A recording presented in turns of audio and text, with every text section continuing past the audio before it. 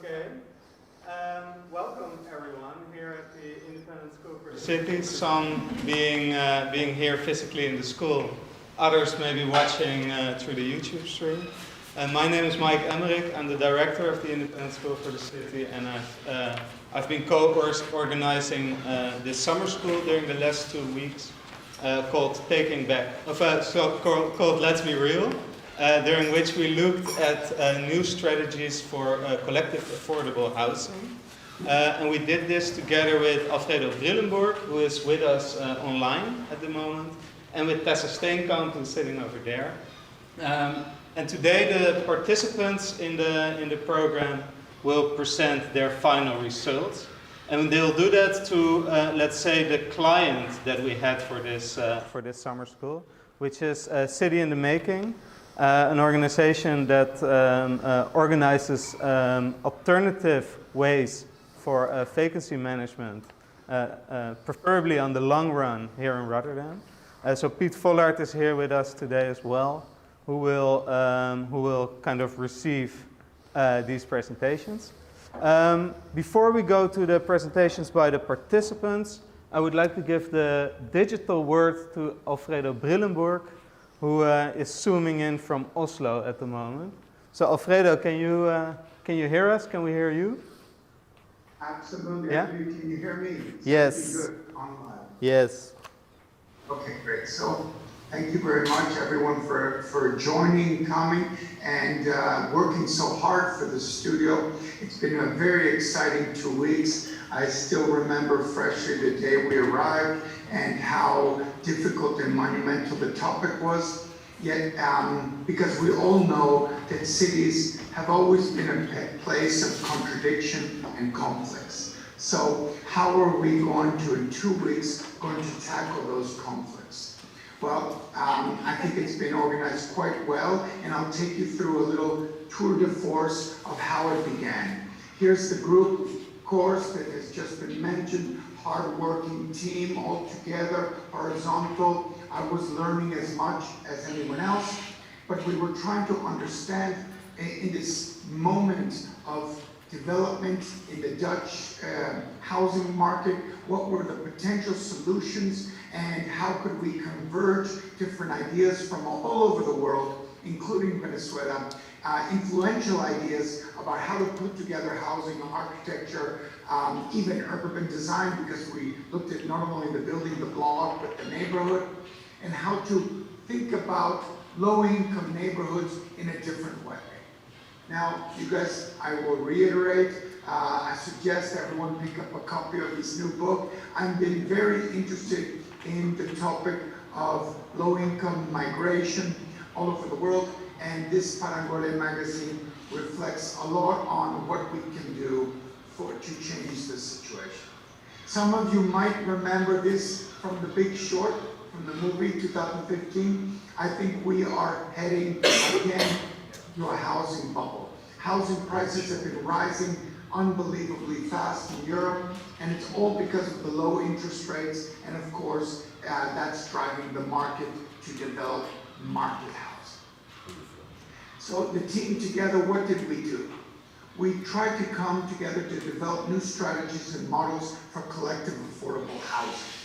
We are going to create the unsolicited big book, if you want so, the black book of housing, of self-organized management of temporary vacant spaces and accommodations. And in so doing, we will create a manifesto that hopefully will be illustrated by a few prototypes. We all know the Dutch situation, it's all over the news. Here's a collage of articles. We know this from our briefs the other day. And we know from our conversations that architecture spatializes and materializes uneven development. This is what we have to push into our brains, that we are complicit if we let the market do that to us. So, of course, the no vacancy in Rotterdam is something we studied very carefully. We found that of course, there is a lot of vacancy, office vacancy above all. So as a profession, why are we interested? Is because we've got to change the process, right? And I brought upon you the story of Torre David, about what happened there in a 3,000 person squat in Caracas over 17 years, how an abandoned tower was fitted out into the most exciting, let's say, a retrofitted office tower in the world. Later, of course, you guys know the story, eviction years later, but they achieved many of their goals. They got affordable housing, unfortunately outside of the city, but they knew it was too good to stay there. So in Holland, we've looked at how do we take maybe these prototypes of schools that are being vacated or vacant buildings and retrofit them, not knock them down, but retrofit them. Now we know there's a plan in the Dutch housing boom, and this graphic is obviously very telling. This just been hit on the press. So, and we also learned about the social housing rules, about the Dutch housing point system, about who applies for maximum rent, who doesn't. Of course, Staat in the Mark told us all about that. And then we reached the conclusion we had to fight to create the maximum commons for livability, sustainability, affordability.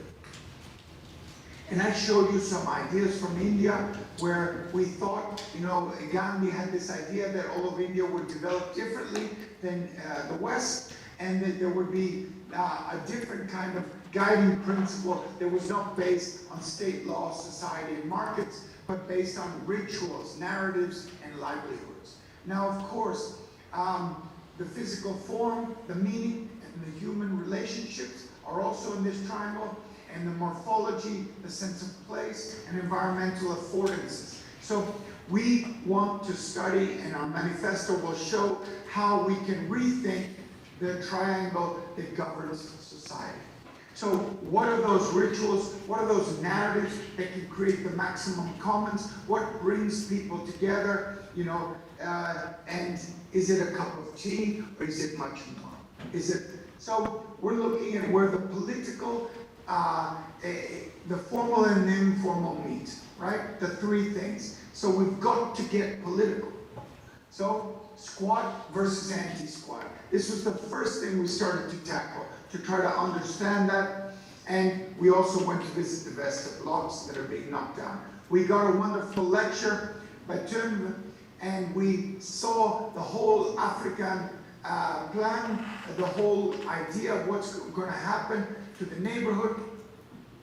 And we saw this wedge shape, which is like a triangle again, of course. And I believe that this is the strong point that we have to make the battleground for the housing issue.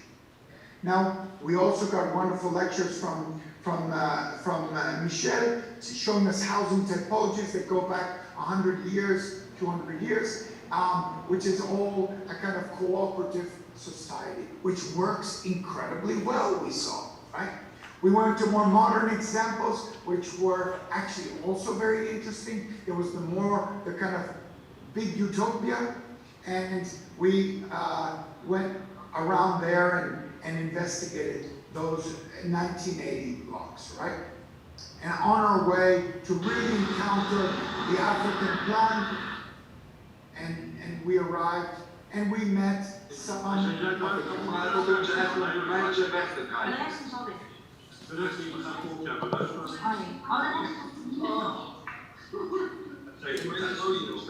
Er wonen hier nu nog rond de 35 vaste mensen, maar die worden allemaal al bang gemaakt van joh, we gaan toch met alles verder. Tekenen jullie maar, zeggen jullie maar de huur op en gaan jullie maar naar een andere woning. Hebben ze allemaal woning aangeboden? Ze hebben mij van de week ben ik wezen kijken in de woning. Iets. So these two guys were our heroes of the day. I was very impressed of how they had won their court cases. They're going to go up for appeal, and we need to help. Of course, some of you in the room are going to help a lot more than what I can do, right? And then we continued on to look at more squats. Fantastic. And there I found my so-called president, Maduro, in oil we trust, on the walls of the Dutch squat, right? I thought that was very funny. And here we saw all kinds of very interesting solutions, self-built again, just like Torre David, people with incredible spaces, offices, and we then got also to Stad in the Mak, and he gave us a wonderful lecture on what he did and what is possible. I think that's what Stad in the Mak has taught us. What is possible is to transform city streets into cooperatives and actually move residents in and out. This was a very interesting chart. It's a timeline of new residents moving into the street and other residents moving out, and the management process. This was brilliant. We learned that this can be managed if the city lets us manage. We learned from Charlie Koolhaas all of the different perceptions through her photographs of her moving to Rotterdam and learning about the city where, of course, OMA has made such a presence, right? And we learned also about the people. We got conversations all about the diversity of the Rotterdam streets. And then finally, we won, in a sense, a little victory in the newspaper where there is now a clear judgment on that people first must talk before being evicted. So here we go. We sent some of our emissaries into the deep, you know, and secretly to find where to live. And we started to do, among the group, very fantastic little graffitis about the laws, about squatting, about the police, and collecting a whole kind of storyboard of what's possible. Then we started to look into a website, creating a website that could be called, the students have their own name, of course. I provoked by saying, I am homeless, and looking at a place where I could go vacancies. And of course, this is the first sketches of that timeline. You will see more later. And then we started to look at examples of how to build in the middle of blocks. This is a fantastic situation of a school that will be sold off by the municipality. All of these common grounds fenced in are owned by the municipality, were once a functioning school, and we got the whole lowdown of the anti-squat movement here and what it was all about and what could be done. And here the interiors, of course, spacious lofts, and we learned how we could think about it. Now this middle space became very important, and we thought, what can we do? Can we add new densities to it? Can we upgrade? Can we make new rules? Can we use spaces differently? Can we make energy? Can we work the block? Can we make also fantastic places in which the whole center of blocks become a productive cooperative that really make the city special as you come into the centers of these spaces. We know in Vienna, there's examples, fantastic examples in Vienna, where the coffin factory, they did exactly that. They made a cooperative in the middle with swimming pools, art, parks, etc. Then we also thought about how can we make a Lego for occupation, right? How can we make fab labs? And how can we negotiate with people to build it themselves, right? Here you see examples from our work in Africa of making cheap, low-cost housing built by the people themselves, organized by the people themselves.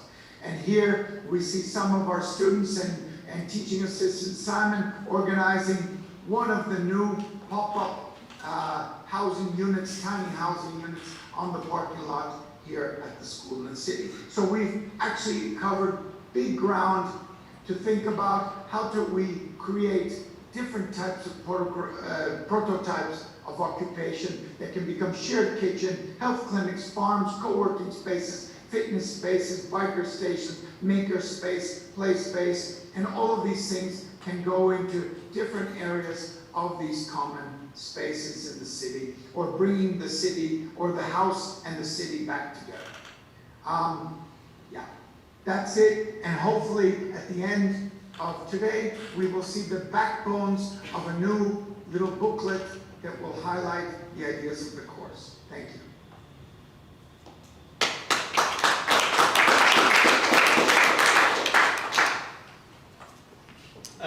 thank you, Alfredo, for the introduction.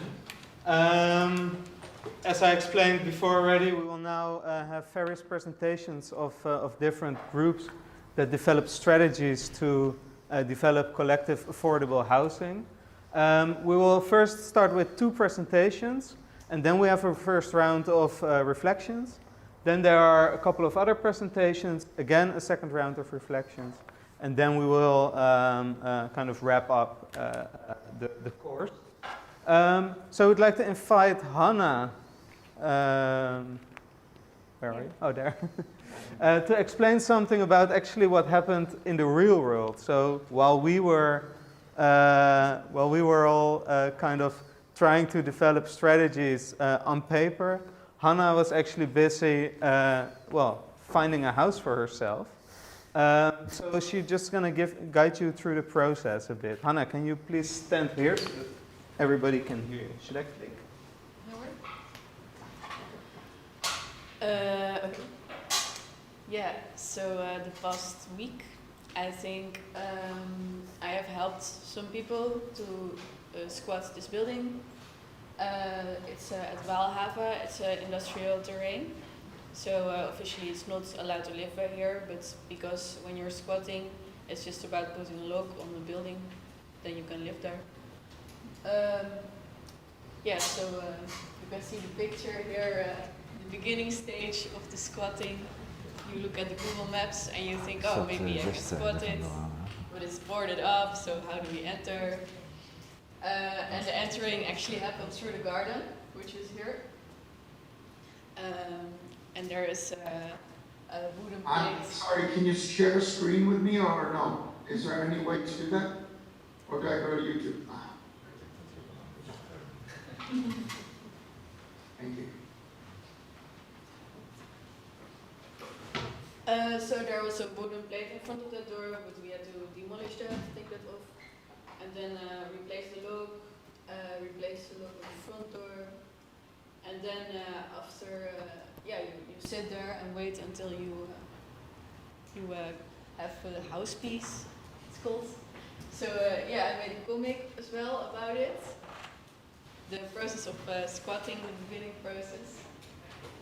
How to squat, empty building, you take a picture, and you look on the computer, on the cadastre, for example, to see maybe it's the owner is a big investor or something, or maybe it's someone from Rotterdam. If it's someone from Rotterdam, you think, oh, they're invested more in the building, so maybe we should notify them immediately. If it's a big corporation, you think, oh, never mind. We won't send a letter to the big Blackstone company or something. And you would talk to the people that are living on the street. Maybe you say, I'm a squatter, can I squat this building, do you mind? Or maybe you say, oh, I've seen this building, it's so beautiful, how long has it been empty? I'm an architect, I'm interested in this because of architecture, not because of squatting. But yeah, actually you are interested because of squatting, but you don't think. And then when everything is nice, you think, I squatted. And then, actually you can read it.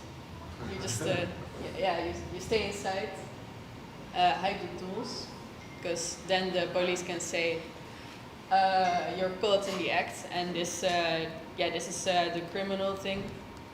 Like, of course, squatting is not legal, so it's forbidden to squat, but it's not forbidden to live in a house. And based on this, you cannot be evicted from a squat. So they can say, oh, you're a criminal, but we cannot evict you from your house right now. They first need a court case. And that takes up to 3 months in general. So, kind of a good deal compared to anti-squats. And to prove to the police that you have house peace, you make an Instagram page, or at least it's a method to do this. You can also just show the inside of your house, or like not even just ignore the police totally. It's also an option, but I don't know a lot of people who do that.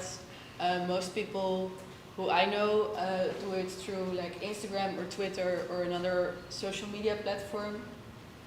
because in those platforms you have the dates of the date where you posted the pic fixed, and you can hardly fake it. I don't know. I don't have a clue how to fake it, and the police will see, oh, this is the date. It's obviously not fakeable. So yeah, we make an Instagram account and then you show it just in case it's necessary. But actually, I have only one time in my life experienced that it was necessary. And even then it was maybe not even necessary.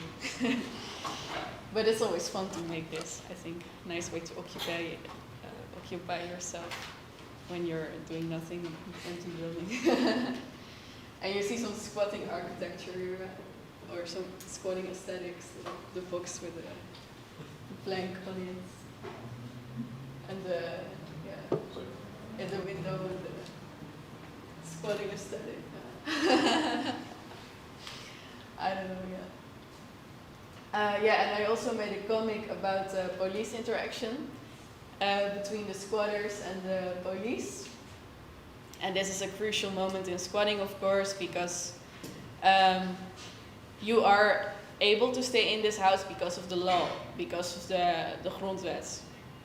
And the owner can say, oh, I don't want you inside, but this doesn't matter. You can stay there because of the law, not because the owner says, oh, you can stay. Actually, right now, as we speak, some squatters that are new squatters, they texted me and they said, oh, we just left our house because the owner says, you cannot be here.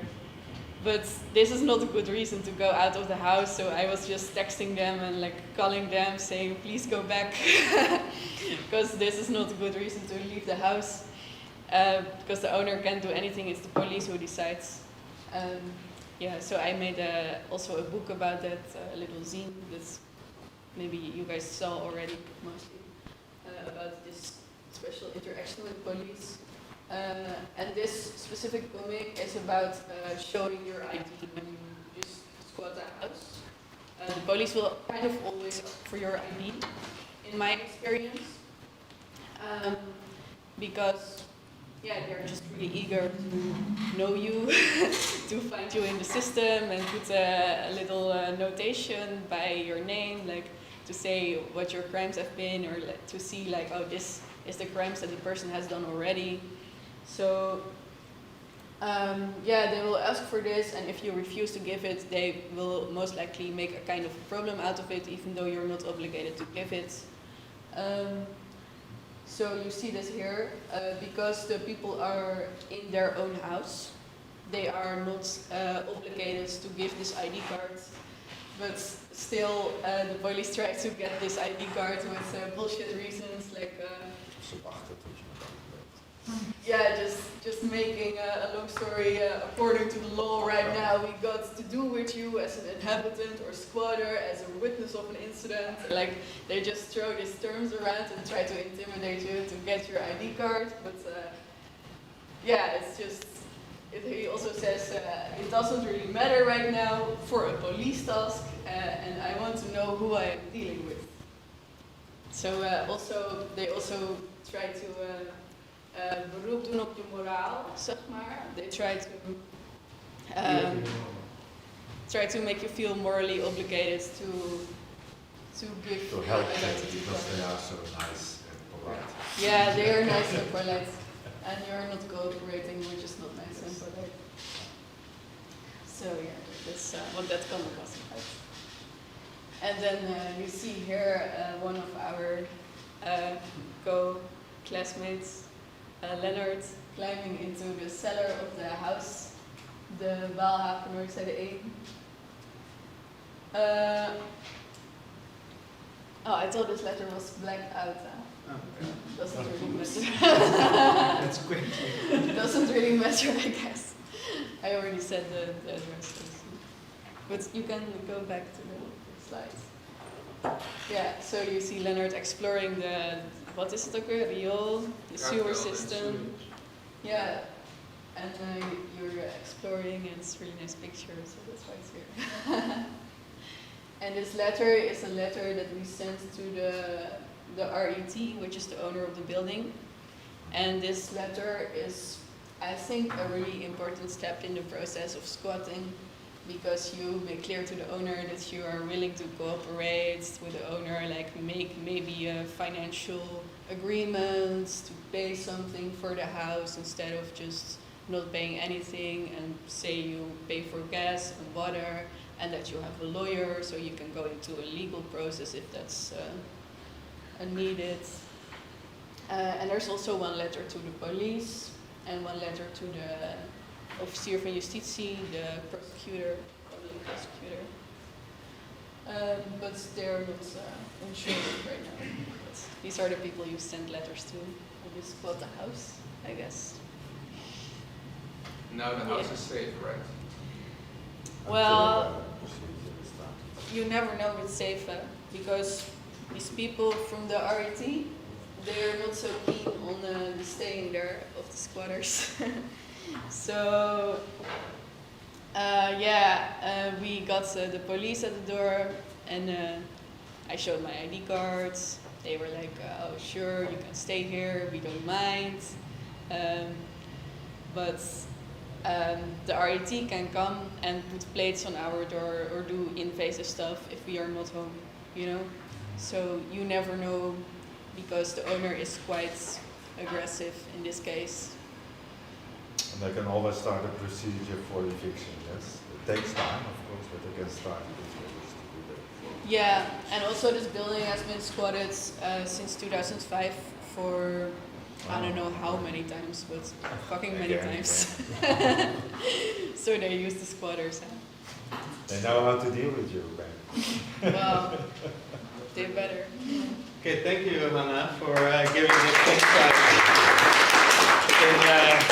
in, let's say, the first strategy that you, of course, have when creating collective affordable housing is squatting. So it's really nice that, well, that we could bring this into the discussion today as well. Before we go to a round of comments, I would like to invite the next group, which is the group that developed a platform, the Leeg platform, and they will tell you all about it. Will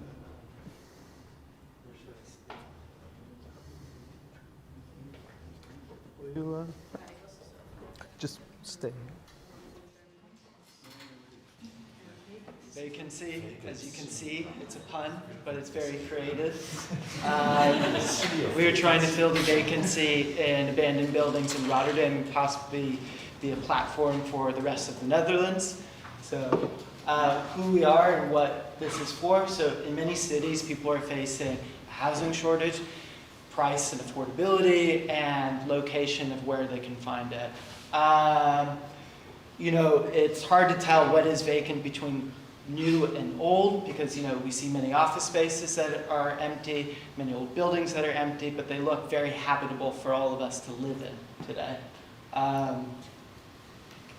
So with LEG, we aim to be a platform where it exchanges information from people registering vacant properties, also government and private landowners registering their vacant properties before they demo it or develop it for short-term rentals for people to live there on a small contractual base. So what we are, we're not the middleman. We aim not to be the middleman. It might look like it might sound like it, and it might smell like it, but we're not the middleman. But excitingly, what we want to do is provide transparency for everyone using this platform of understanding which sites are available to be used, for how long they can be used for, and also creating a moment where either a public facility or a private facility can work just with the tenant itself directly and just use our site as an open source to gather documents or resources. So we are a collective of individuals that starts from us, LEG, but then we also use other people's information and sources that they put into our database from other cities, and we hope to connect everyone together from Rotterdam to Amsterdam, Groningen, and the rest of Amsterdam. The rest of the Netherlands, excuse me. I guess I'll explain that part. So here's a little video demonstrating the site and its function. As you can see, it zooms in to a site. You can see the buildings. And then information about the building, what kind of housing and functions.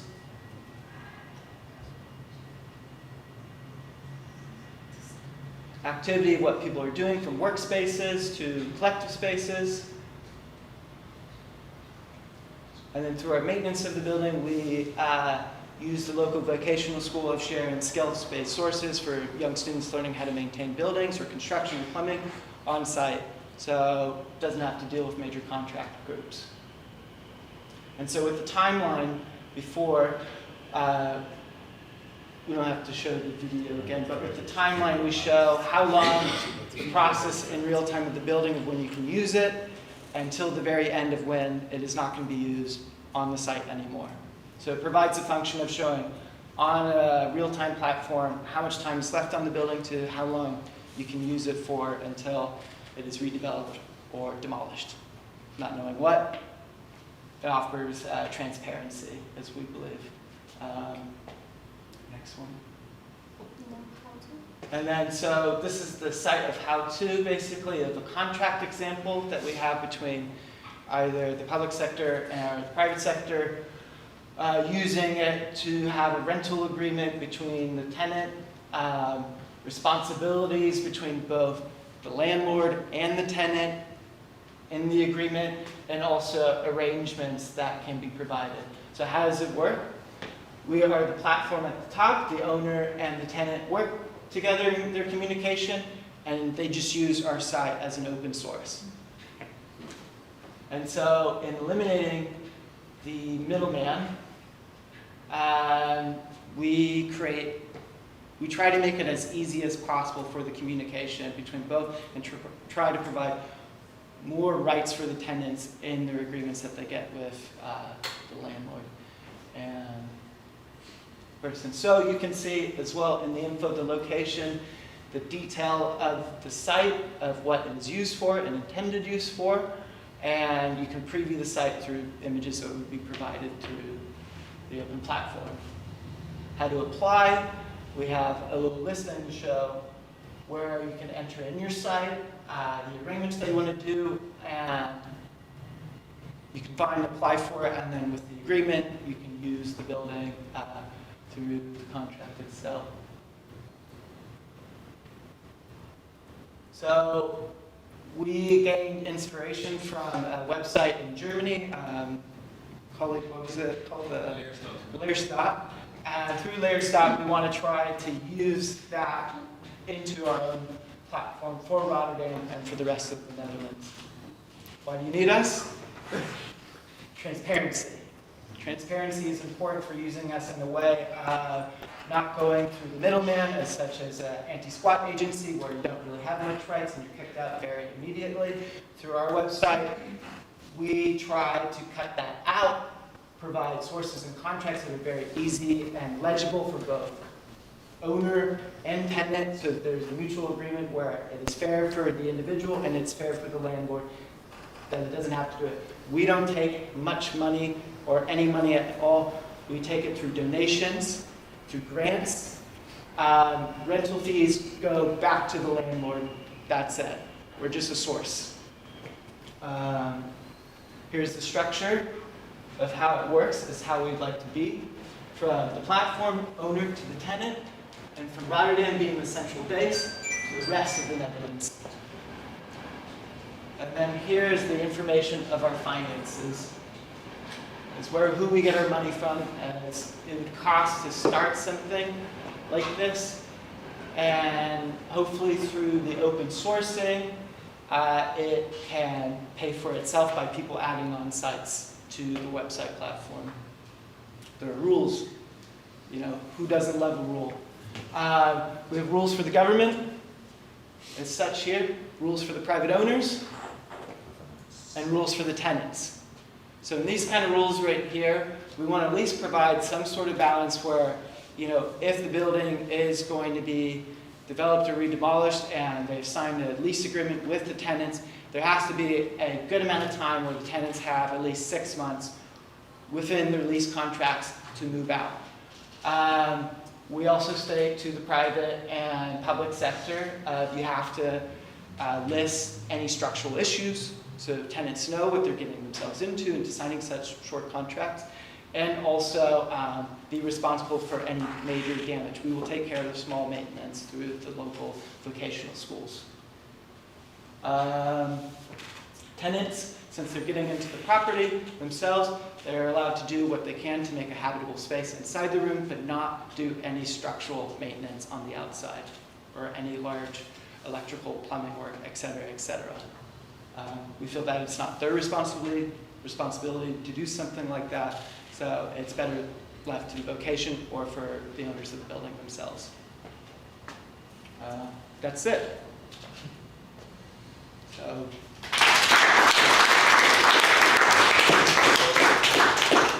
Thank you so much.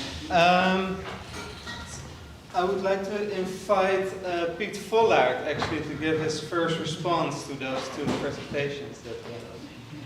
Okay, thanks for this, and I already told these guys a couple of days ago that to somehow copy this idea from Bremen in Rotterdam has been one of the dreams of me for a long time, so I'm very glad that someone made this, the next step for us, and we can build on this one, I suppose.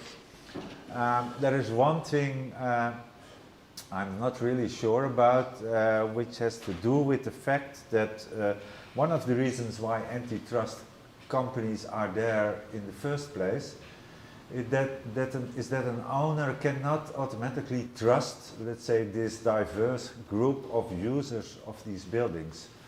And what an anti-squat company offers is, by contract, assurance that they will leave, assurance that they will not set fire to the place, etc. It's a sort of an insurance policy against not only squatting, but also against misuse of the building. Now, if you cut out this middleman, as you call it, that is okay, but then somehow you would need to, let's say, provide this form of insurance, of trust, of mutual trust, in another way. And I'm not really clear whether you can do that only by contract.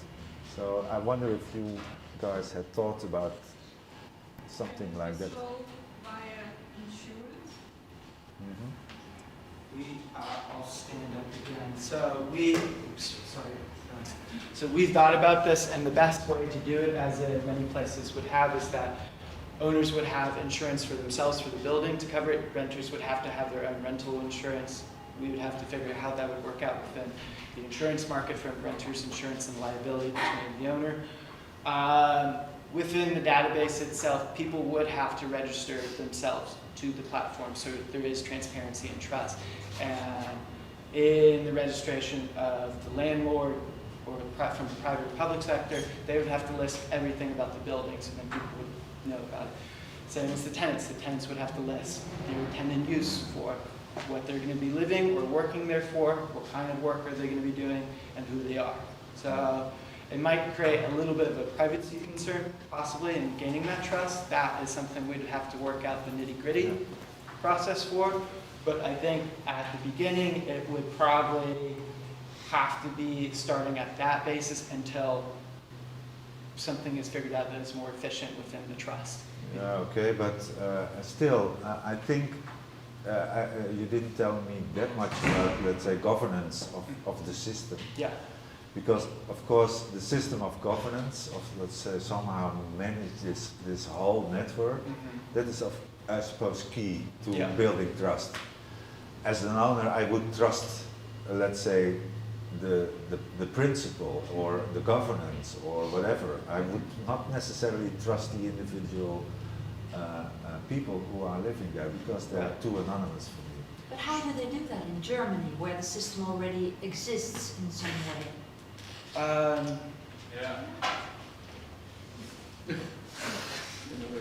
Yeah, otherwise I'm a bit too far from the microphone. In Germany, actually, the platform just connects owners to possible tenants or possible future tenants. So from there on, they take it on themselves. And in a sense, that also creates a trust and a governance, because you still have to make a contract with an owner. So an owner still has to provide a contract.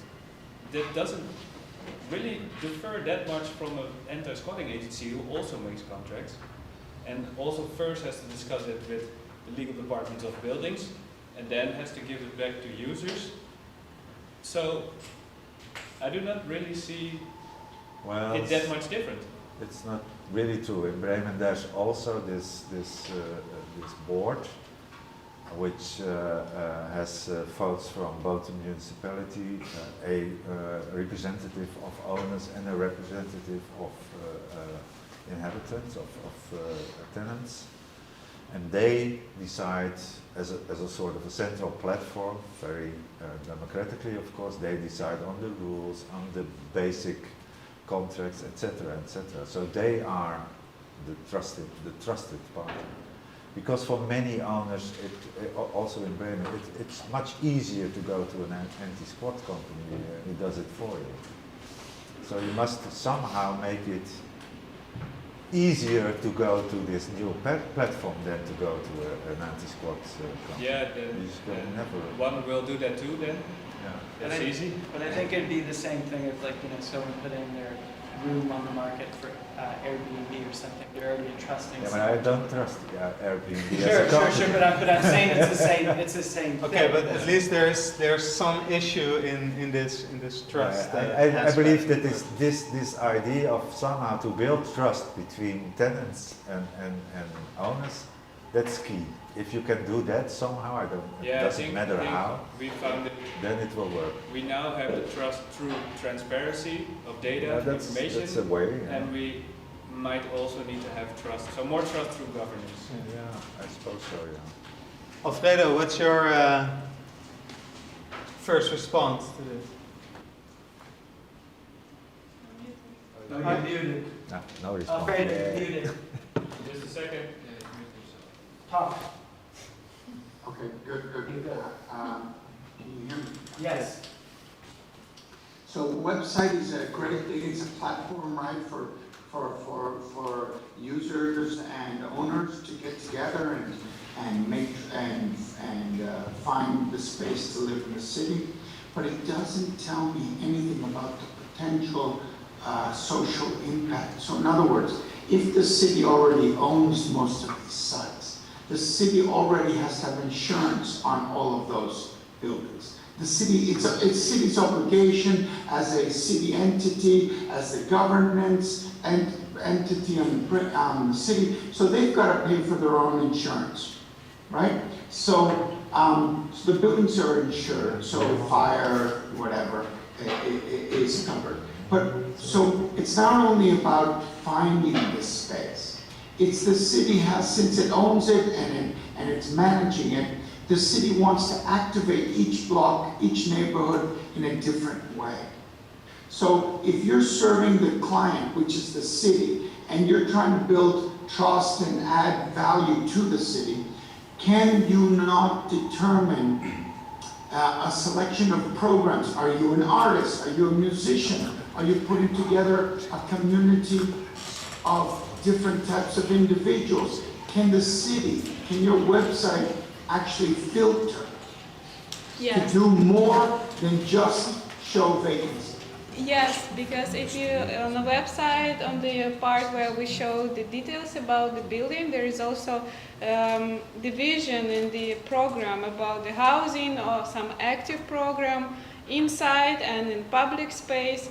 And if you go through the timeline, you can check there are the all kind of initiatives which are going on there. So other people who see these initiatives, they can see with whom they can already collaborate.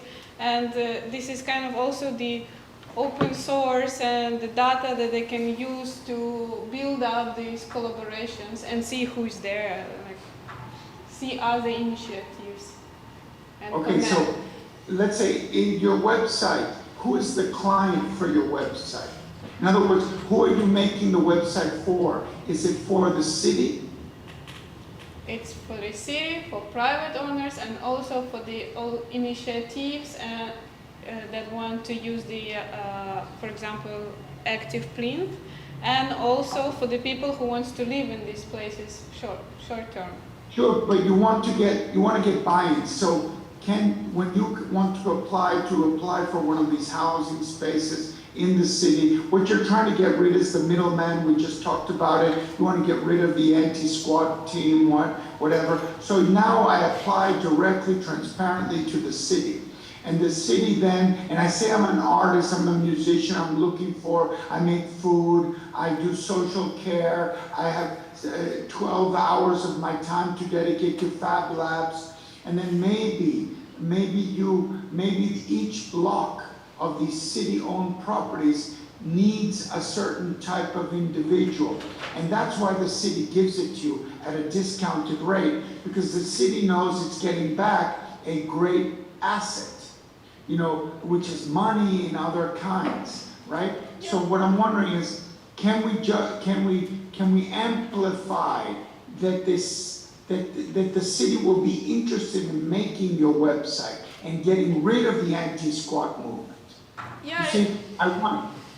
Yes, it's really a nice idea, and also we wanted to say that if there is already some tenants came to the place and there is still room for others to come, then the current tenants can make like a group, and they will decide who they want to let in, who will suit to their community. So this will help to build more coherent communities. Can I ask one last question? Yeah, sure. Okay, suppose that we as Stad in de Maak would adopt this idea and this concept and try to, let's say, take the next step. What would be our next step? What must we do first in order to get further with this? Register a domain name. Decide on a name. And it's free now. Talk to possible stakeholders. Yeah, I think the platform itself can be built rather easily or relatively easily, and you can put the buildings on relatively easily. So you can make a stock of pictures and these addresses and everything. But of course, that doesn't imply real action yet. So that step would maybe start the best with setting your sights on a building you wanted anyway, and then using that as a proof time, a lab, basically a city lab or a field lab. And within that, it's maybe more, I'm trying to think about it right now, but it's more difficult to find. Are you guys going to help us with that?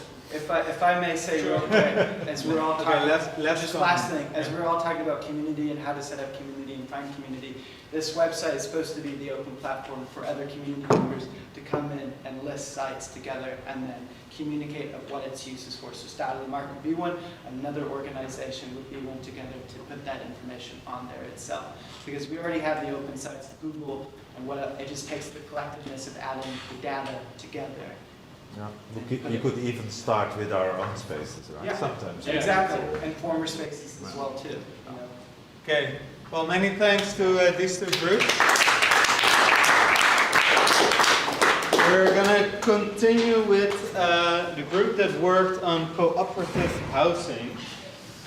And I'm going to put your presentation up. Yeah.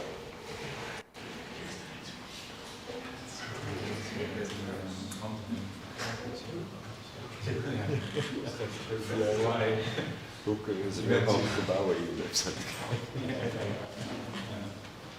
Oh ja, extremely short.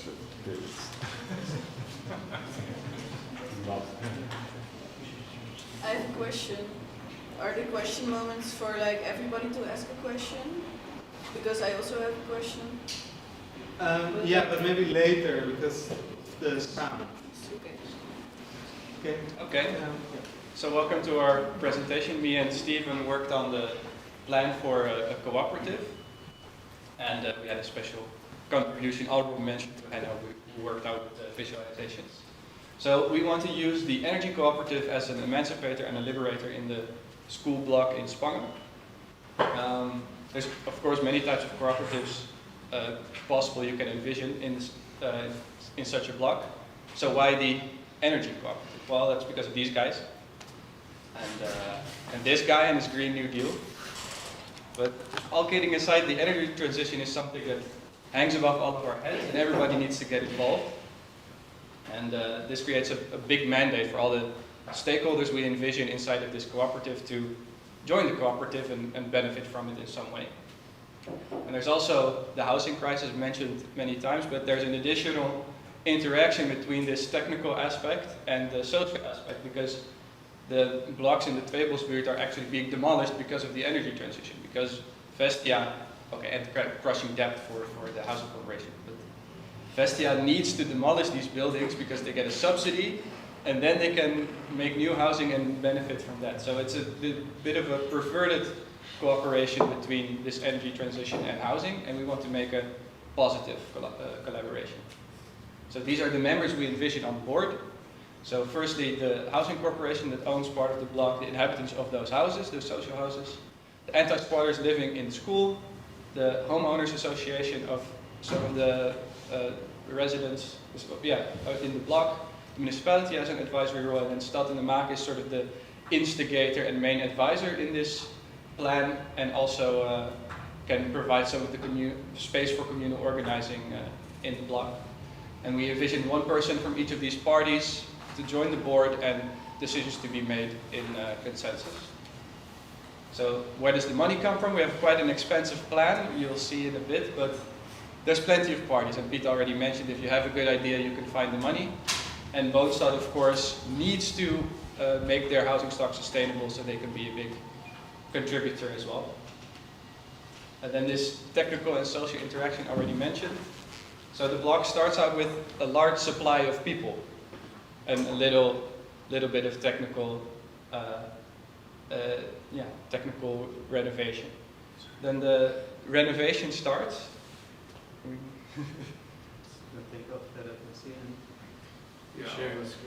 Should be. Okay, but the renovation starts, which then gives room for more people to get involved and inspires more people to get involved, which then leads to more community organizing and more renovations. And it keeps on cascading more and more and more until people are liberated, are off the gas, they save on their energy bills, and even, hopefully later on, can liberate their houses from the housing corporations and go off-grid and off-market at the same time. And then this is a quick overview of our intervention. I'll go through them quickly. You'll have a more detailed look later. So to keep all of the residents in the school, we have one floor that uses these classrooms divided in half. So there's a group of people that lives in slightly smaller spaces. But in exchange for that, they get the old hallway. We'll make a new circulation in front, but the old hallway is this collective atelier for people to work together and create whatever they want to create, and their rents will be quite low because they have a relatively smaller living space. The ceiling is quite high, so they can create mezzanines and have plenty of space to live in anyway.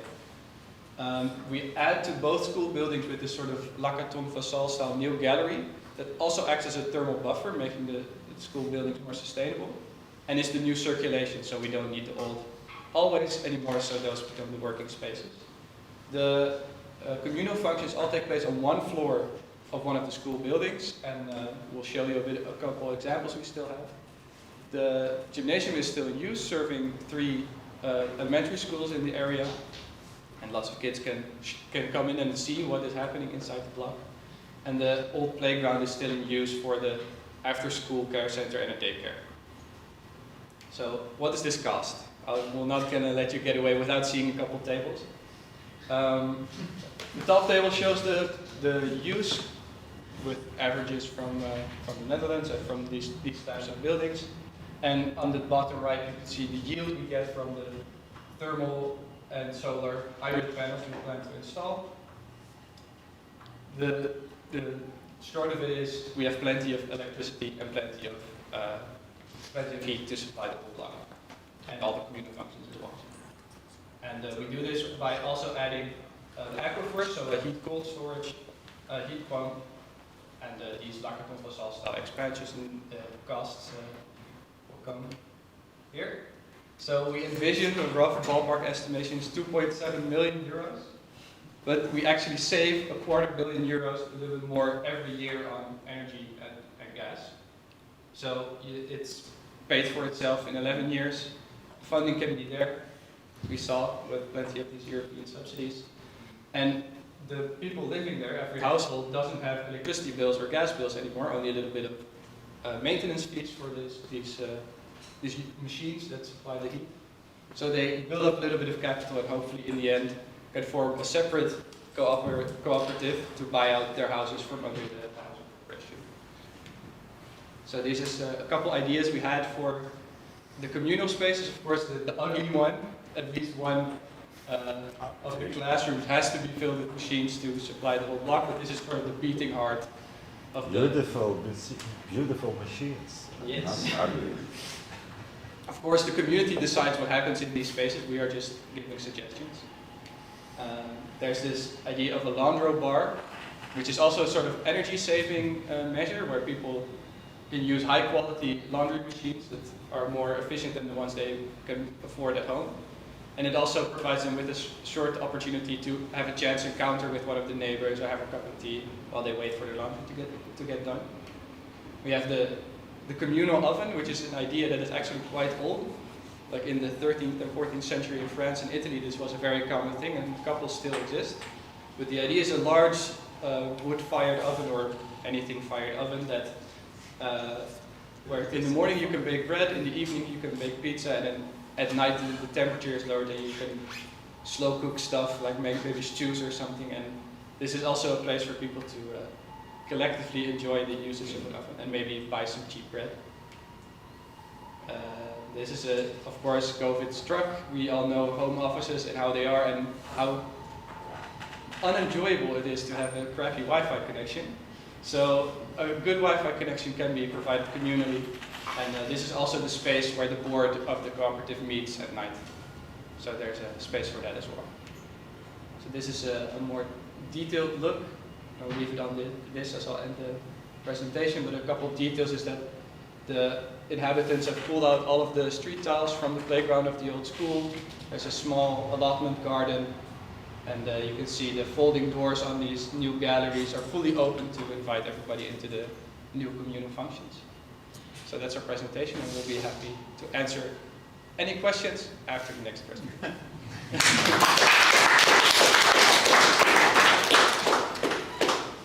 So then the maximum commoning group. Pardon.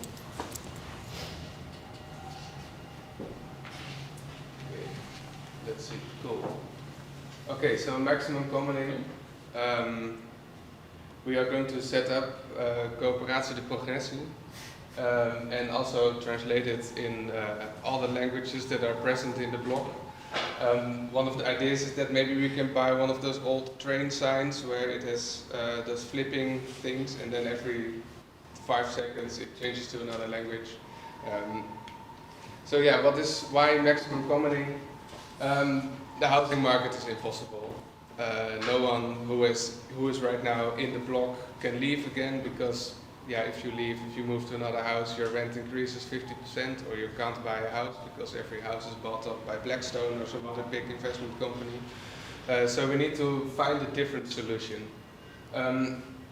Another reason is that we live in an atomized, privatized society where everything is transactional, where everything is for profit. If you want to meet your friend, the friends you do have, you need to also buy the €5 coffee to have the privilege of sitting at a table on the street. Everything is individualistic because you live in your own identical box in the city, and it's very lonely and very alienating. And the alternative is to make it communal, make life communal, and do lots of things in common with each other. So then you create a sense of community. You start talking, enjoying life with your neighbors, with the people you know and love, and become self-reliable, self-resilient. You gain a sense of self-governance and of autonomy. So that's what we want to achieve with our maximum commoning plan. And for who? We looked up the statistics of the neighborhood. It's majority one-person households in Spangen. Also some and all the other households with more people in them are underrepresented. So this is one of the neighborhoods where isolation and atomization of society is at its highest level. Another statistics that we found is that 80% of the inhabitants has a migration background, and the impressive thing is that the category other is the biggest category. So the category of 50 other categories is the most prevalent way of identifying yourself, which means that it's also a hyper-diverse block and a hyper-diverse neighborhood. That's why we need to change the language of our cooperative every 5 seconds. So yeah, we also looked at which common do we operate in. We have the commons of the building, of the school that we are looking at, the school in Spangen. The school exists within a block, which is also a form of commons. Then there's the neighborhood and the system and the city, and eventually we have the commons of the globe, which is obviously, as we all know, threatened right now. So yeah, what do we want to do? We want to provide affordable housing. So of course we looked at normal and prevalent affordable housing typologies like the enfilade in the Palace of Versailles. And we decided this is something that we want in our affordable housing unit that we are going to create. So we looked at the school and noticed that we have on the floor 5 people who have a pretty big room but are isolated and are sharing a hallway which is also pretty big but very underused. So we thought maybe we flip it around. We make private rooms in the hallway and use the classrooms as a common shared space. The private rooms, as you can see, are just a 3 by 2.5 by 4 meter box that you can design yourself. You can decide yourself, hey, do I want to have my bed against the wall, against the window? Because it's such a high place, there's quite a lot of space you can play with. And in the classrooms, we will create huge public luxury for the people who live in the relatively small spaces. So we can have a room, does this have a laser pointer? Oh, it has a mouse even, wow. You can have a room where you have a huge kitchen, a huge table which you can eat with your 12 housemates plus your 12 closest friends. You can have a room which is fully dedicated to piano and all the plants you can find. And of course, that's the big part of the plan. We have a room in which a huge model of the block is placed. Because the whole idea of this plan is to build your own community. What we want to do, this is a pretty complicated graph of how we want to come from the let's see, how does this mouse work? Anyway, I'll just point to this.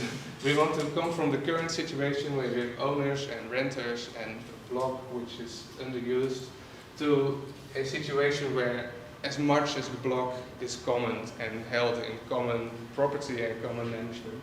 And this is the way how we get there. So first the school, which I already showed in the previous picture.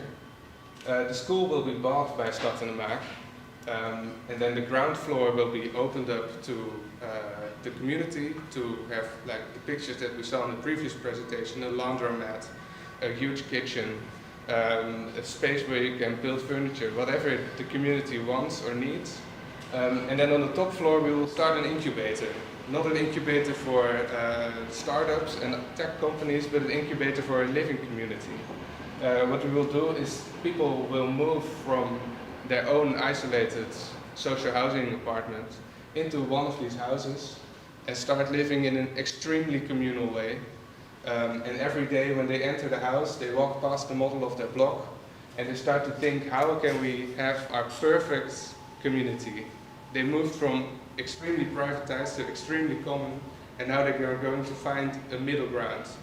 And the idea is that eventually you build a community on the roof. So this is how we start on the square.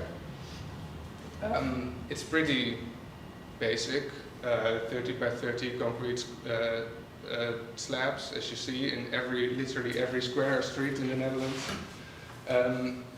And yeah, the first step is to start opening up the block to the neighbors, start opening up the ground floor to the community, and start this this living incubator on the top floor. And yeah, there could be first rituals where we start tearing out the tiles to appropriate the square. This is the thoughts that people might have. I think our estimation is that at first people might be a little bit reluctant. This guy over here is saying, I'll keep my fence up for a little while, because we don't want to force people to immediately throw down all their fences. Then on step 2, the community garden has grown a little bit, and next to the open kitchen we also have a press on the ground floor.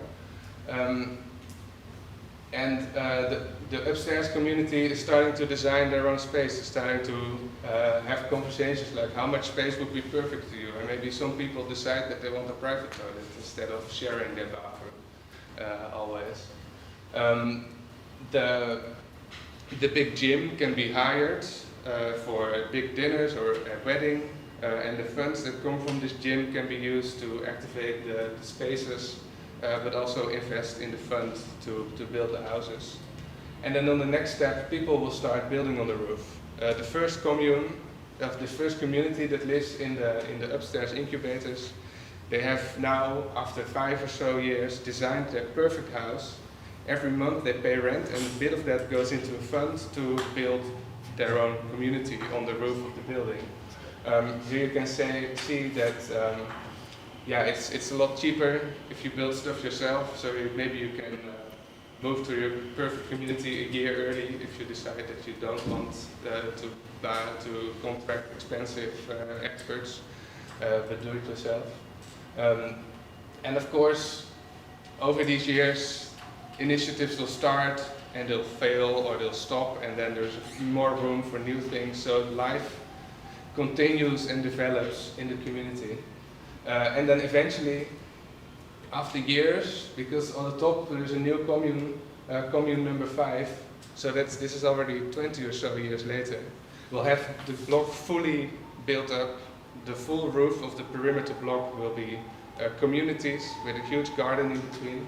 You can go up the elevator to have a walk around on the roof as a neighbor or someone curious to see, yeah, how do we live in these beautiful communal ways. And when this block is finished, of course, some people might be inspired. Like this lady over here is thinking, maybe I can start this in my own town. And then Stad in de Maak, or the other people that were educated in this block, can help to set up these initiatives in other spaces. Yeah, so this is our idea, maximum commoning.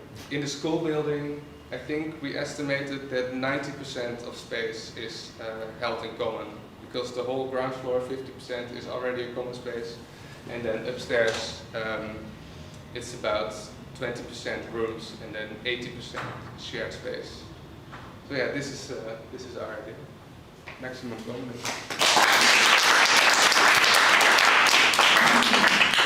Thank you so much, Leonard, for the presentation. Before we go to the round of questions and feedback, it would be nice to look at the last kind of strategy that we have been working on, and Simon is going to introduce that. We call it Building a Statement. It's actually happening on the parking lot outside outside the school. But, well, for the people at home, we can at least give a glimpse of what's going on, right? Someone would call it Squat the Lot. That sounds good.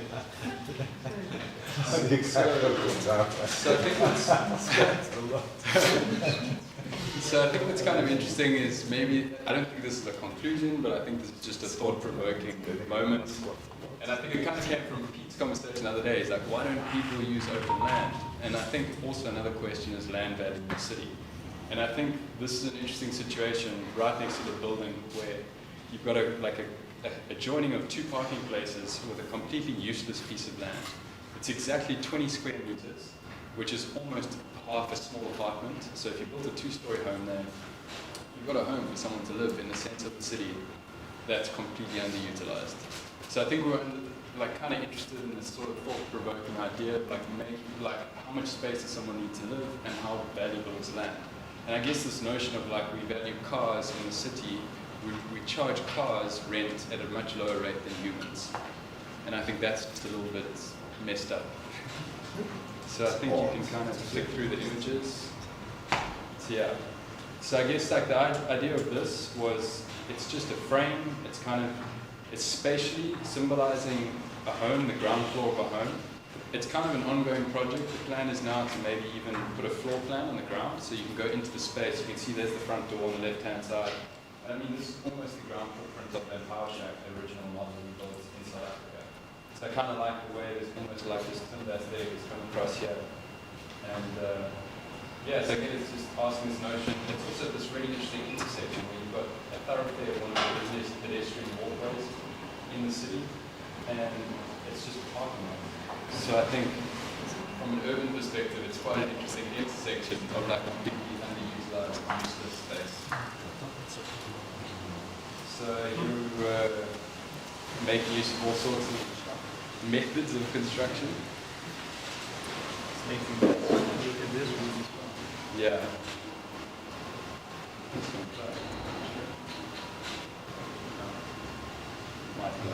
Oh, there we go. It's low quality, but so what we've also done is we've, using biodegradable paint, we've painted the floor. And again, even this question mark is a statement, like it's a gap in the city. It's almost like a missing tube for the space that, I don't know, it could just open the dialogue and the conversation for like, there's a place big enough to live in that is completely useless. It's basically just collecting trash and weeds. So, yeah. Nou, begin eens uit. Michelle, september starten. Well, thank you. Yeah, I don't think it needs Weghalen. So when the rain is over, we can go to the parking lot to see it by ourselves. We can finish the floor plan. And we can finish the floor plans. Before we're going to go to the final, let's say, presentation, during which two of the participants will also kind of wrap up and draw some conclusions on what we have found out during these 2 weeks. I would first like to ask Piet and Alfredo again to give a quick response to the 3 previous presentations.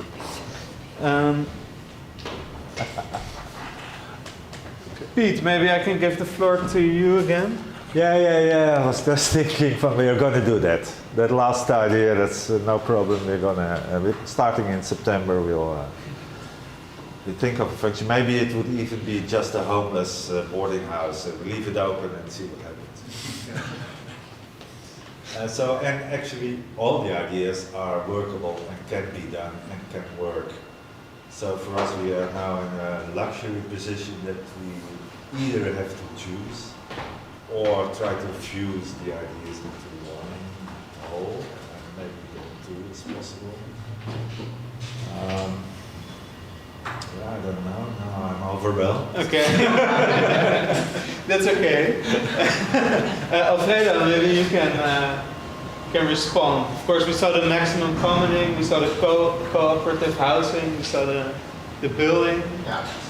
No, I'm interested in combining the 2 previous presentations, which is the maximum commoning plus the power. Because remember, things are simple. And when things are meaningful, they're simple. What was discovered in the Empower solution was there's a subsidy. That's the thing that's driving the demolition of blocks. That's the thing that's driving, even the low interest rate is a subsidy. Right? So that's driving the home market. So I found that very interesting, that how we could flip we say in Spanish, the tortilla. How you flip a tortilla on a grill, in a Mexican grill. How you flip the whole thing of the subsidy to utilize it for something positive like company, right? So how can we think of getting that subsidy to rebuild the school, because the school is out of code, it's not sustainable, it's not up to code in the, in the Green Deal.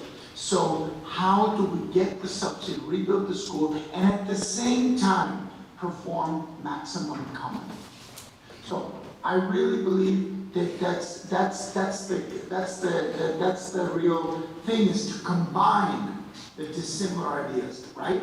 No one would think of a Green Deal to create maximum common, but it's in that combination that there's some power. That's one idea. The second idea is, there's a group of us in the group that are making statements like the parking lot. Excellent statement. Visual, provocative, very easy to bring into the social media. So I think there's several layers to these projects. As Piet said, there's so much, it's all viable, right? We can do homeless housing, refugee housing in the parking lot, right?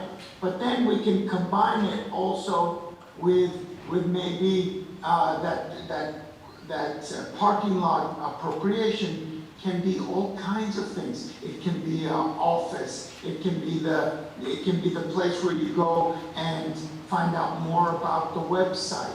It can be a place where you have all kinds of food, right? Free food for people, refugees to come and eat and things. So there's those modules that could be placed at each corner, each wasted corner of a parking lot. The idea to squat a lot is very powerful, because there's taxes now on emissions, right? So taxes on cars coming into the city. So why don't we use those taxes that are on cars and maybe use some kind of subsidy to reconvert parking lots into functional common spaces for the city. So I mean, and no one will refute the idea when you say, I want to build a garden. When you want to build a green space, you get the whole city on board, right? There's something about the charm of that normally. So turning a parking lot into something more interesting than just holding cars is a very powerful thing. And you have a beer garden there. So I can imagine that whole parking lot somehow becoming a kind of festival place of new ideas. Maybe each car module has a new module of living, and a new module of working, and a new fabulous lab, and a new vending point, and whatever. So I think it's very provocative to make that quick statement, that temporary statement in 3 days, 4 days, and build up more of that parking lot. Yeah. Okay, So, that's it. Yeah, thank you, Alfredo. So to kind of wrap up these 2 weeks, we also thought, like, on the one hand, we should deliver a product to our client, Stad in de Maag, to build upon this, but also to kind of draw some conclusions and look at some lessons. Like, okay, we collectively looked at this question on how can we create collective affordable housing in Rotterdam. We saw different strategies, but what are kind of the points to take away from that? And so we have a last presentation that will kind of sum up the different conclusions that are kind of transformed into a manifesto, right? In a way to like what do we as a society need to do to make this happen? So I'd like to ask the last group to the front. And I'll put up your presentation.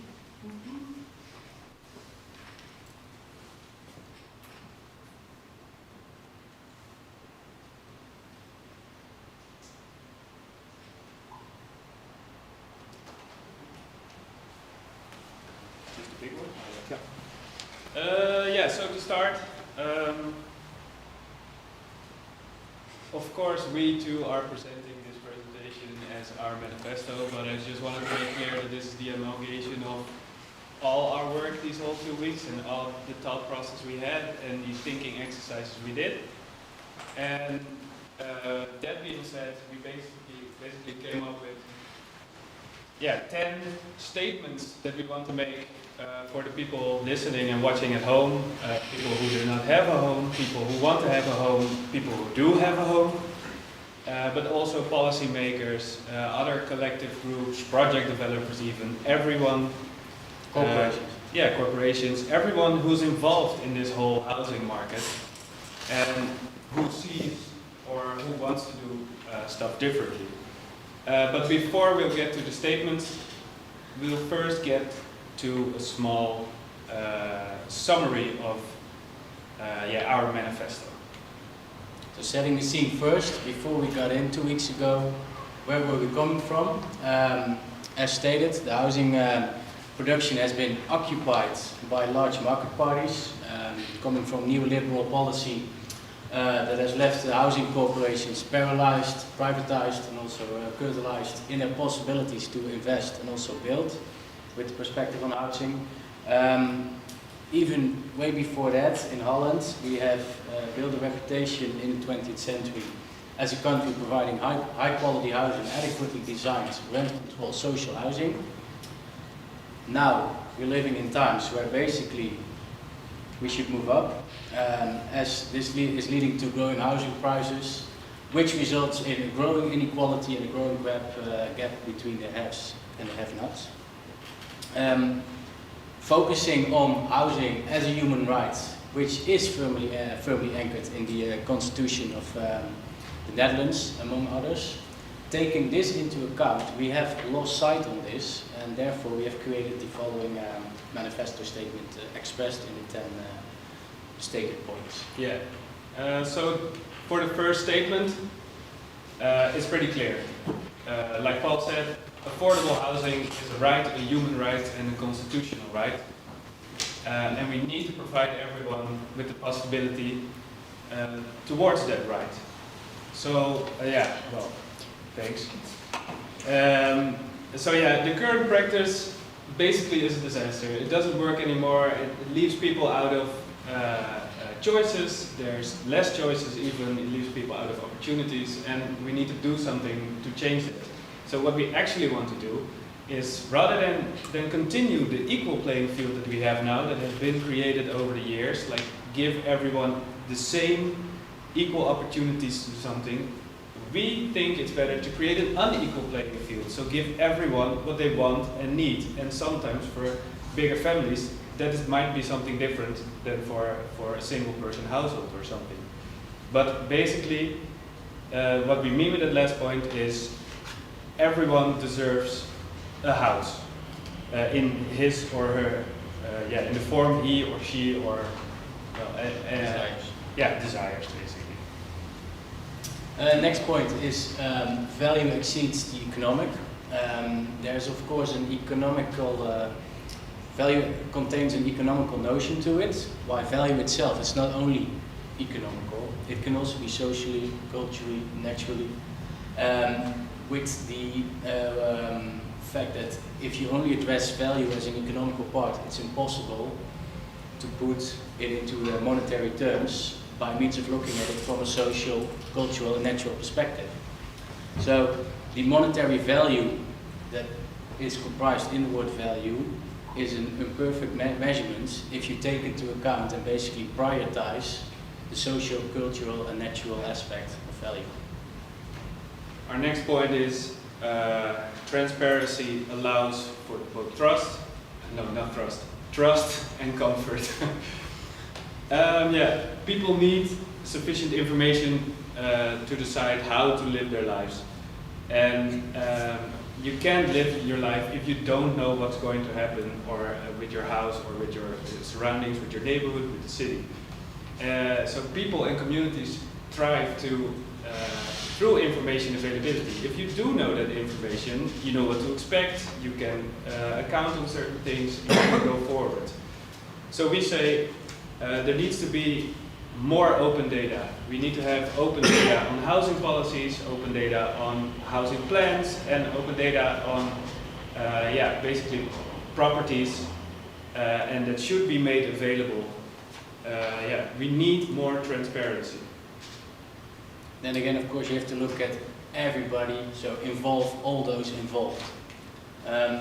All stakeholders, whether you're informal stakeholder, formal stakeholder, whether you're big or small, whether you represent a big group or a small group, whether you're young, whether you're old, all should be involved in the process of obtaining, acquiring a house. If basically it is decided, planned, scheduled for in respect of housing, those that are actually being targeted for should be incorporated in the decision making. So if it's about those people, they should be involved on the decision making as well. So nothing about us without us. Yeah, and to get back to a more community and commons kind of thinking, a community is more than a corporation of housing. Communities represent a social collective of mutual and personal interests. And while housing cooperatives and housing associations have always been that, they have changed over the years to corporations. But corporations have a hierarchical nature, and this does not immediately imply communal interest. Communities bring more value to its members, and that doesn't necessarily have to be expressed into like physical or monetary assets. So communities need to have more control over, well, it's not over their housing corporations. A social approach in that respect should form the base of a housing model, taking into account that a social way of thinking about housing does involve not only the perspective on housing. You need a holistic approach, which comes from an integral way of thinking, taking into account the social aspect of housing. If you bring that into notion, then actually you pinpoint the true value of housing for people. Thereby you make housing great again, of course, if you come from a social perspective. Our following point is commons and collectivization contribute to a stronger and more resilient society. We've seen it all, we've heard it all, we've experienced it all. Individualization in a neoliberal society sucks in many, many different ways. And commons and collectivization empowers inhabitants to build their own environment. Commons include the aspect of sharing, which inspires a collective approach to life. So, if commons and collectivization, I've already said that. Basically what I mean, the individualization of society, we need to slow that a bit more down, take another approach, bring back the focus on inclusion of people instead of alienation, and then we can form the basis for an actual society. With that, we should focus on the house user rather than the house builder. Building by itself, building housing, is only a small part of the life cycle of a house. The decision making of the building process should involve the actual users of a house, therefore the people living in it. So the goals that actually come with building of a house, they shouldn't be short-term gains, but actually establishing long-term value, and that's basically you can only establish that with focusing on the actual users, so the actual people that will live in a house on a long term. You can see here a picture of the Rotterdamse Raad, so the municipal parliament, so to say. And with that, we say current policy is actually policy. We dug ourselves a hole, and it's time we get out of that hole, basically. So our current crisis can be seen as a result of a conscious policy decision. That means that the way out of that crisis is also a conscious policy decision. We need to start making changes, we need to think differently, vote differently, get other people into office, do something about this. And that brings us basically to our final point, which is, for the people, have the courage, start bending the rules. Know the rules, apply the rules, but bend them as far as possible. And if bending is not possible, then you have to make new ones. Great. And yeah. But that being said, over the 2 weeks we've been thinking, we've read a lot, and we saw a lot, and something that stuck to my mind and other people's mind is something I read on housing, which is housing is not a noun, it is a verb. It's active, it's constantly changing, you can use it, and it's working for yourself. So we need to think in that. And in the case of Rotterdam, they use this exact slogan for their city marketing practices. So when you're saying this, that also means that you have to do something about this housing crisis. So Rotterdam, make it happen.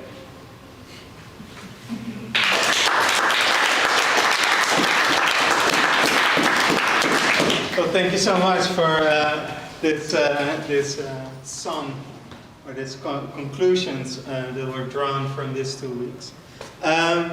Teun, you've also been involved with the course. You gave a lecture. You're working at Versbeton. What do you think of these conclusions? Well, yeah, I think some of the conclusions are maybe straightforward in a way, that something has to change, and in a way it's uncomfortable because things aren't changing yet. But I have the feeling that some of the statements are, if they are joined or fused in a way, they make a lot of sense. If you squat a lot and if you make a vocational school, I think these two go together in a way, and it sort of plays into that point you made about the building process being only a part, but I think it can be understood as quite an important part also of housing. When people attain this sort of DIY attitude, I have the feeling that also maybe Stad in de Maak already is experimenting with it. People feel the attachment and also have availability to change factors within, house price, amount of common space, amount of how much green space, etc., etc. But at the moment it's not working. So I was thinking about one thing, because someone mentioned, well, Stad in de Maak will buy the building. I think it was Lennart. And it's not very easy for Stad in de Maak to actually buy these buildings. They've failed on numerous occasions, despite having a very good knowledge about it. That's policy, right? And I was thinking about this thing that happened on the stock exchange with GameStop. Some of you might know that a lot of people decided to sort of squat the stock exchange and make fun of the big time corporations, and they said, okay, let's invest in something that's sort of dying. So if you sort of change it around, then maybe if a lot of people just invest €10 or €50, Stad in de Maak might be able to actually buy that building. So we need a sort of GameStop revolution on the real estate market to actually get things going, because now I feel you need something to spark the fire, and I think a lot of you have pointed in the directions that could work, which is very promising, but still the spark has to be lit in a way. We need to short on the housing market. Yeah, that's a nice one. Yeah, contrary to the normal market, invest contrary. Yeah. That's what these GameStop guys did. Yeah. Well, okay, thanks a lot. Thank you guys as well. The last thing that we want to do is we kind of merged everything that we've been doing for the last 2 weeks in a little booklet.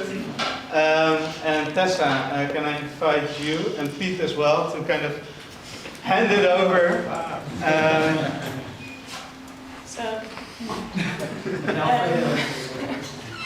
Alfredo in the back. I have a brief introduction to this. So at the beginning of this course, we promised you a bit book, but I think during the course we learned 2 main things, where the first one was trust is really important amongst all parties. And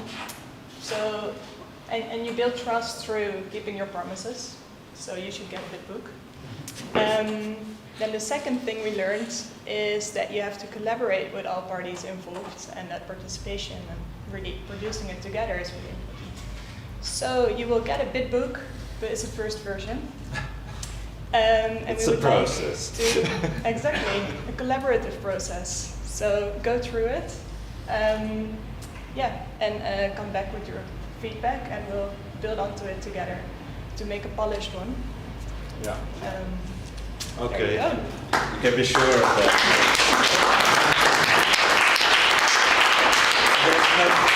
It's not just me, right? It is many people who will read it and comment on it and thus make the next step. And we'll come back with that to all of you. Great. That's a promise. Thanks. Okay. Well, as representative of the school, I would really like to thank Tessa and Alfredo also for the great collaboration. Also to thank all of you guys for all your enthusiasm and willingness to really push this forward. One second. And I would really like to thank Teun and also the other people that gave lectures during the course. For the great input that have been with us. Mike, is it possible to add to the manifesto? It is. Sure. Yeah, It is. We really see this as kind of another stepping stone in this quest on how to kind of change the housing market. Some time ago, we've already organized a symposium, Taking Back Housing. This is the next step that we're taking as a school. Of course, many people are working on this, and I'm pretty sure there will be a follow-up on this topic. So just stay tuned. And for the people watching at YouTube, I hope to see you at some of our other events after the summer. And for now, have a great summer holiday. Thank you.